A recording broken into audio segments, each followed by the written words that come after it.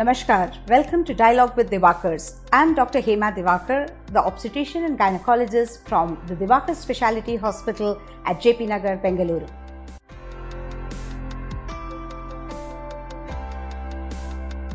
Let's talk about cervical cancer. Whenever we ask the patients, do you know what's a cervix? So one of our patients looked back and said, of course I know it because my uncle had cervical spondylitis and I know what it's all about. But dear friends, we are not talking about the cervix here. The cervix typically means a neck, and what we are addressing today is about the cervix, as in the neck of the uterus, or also called the mouth of the uterus. Why should you know about cervical cancer? Well, there are two reasons why you should know. Because it is fairly a common problem in the country, and cancer, as you know, is a life-threatening disease. There are 75,000 women dying every single year in this great country because of the diagnosis of an advanced cervical cancer.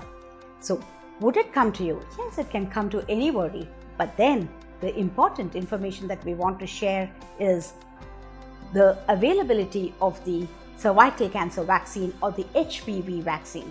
Just as you would give your baby the polio drops or the polio vaccine to prevent polio, you could give your daughter the HPV vaccine or the cervical cancer vaccine to prevent the cervical cancer. So this is a great boon and a big breakthrough in the scientific world. The usual tests, which are called the screening tests for cancer cervix, that is, as a part and parcel of the early detection of the cancer, the mothers are usually asked to have a test called the pap smear or the colposcopy or the visual inspection of the cervix. What these tests typically do is they study the cells on the cervix, that is the lowermost part of the uterus, and if the cells are transforming into cancer, we can catch them at the precancerous stage.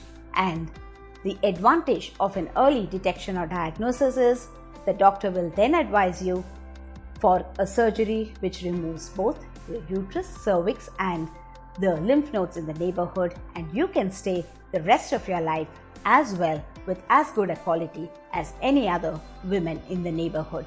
That's the importance of knowing more about cervical cancer, the early detection by pap smear and similar tests, and the availability of HPV vaccine, which is to be given from the age of 10 to 45 years. So, yet again, we urge you to ask your doctor for more information and avail of the advantage, and let not India be yet again one of the last countries to get rid of the burden of cervical cancer. Have the HPV vaccine, the 3 doses, as early as you could. So the knowledge or the information is the power that you have within you.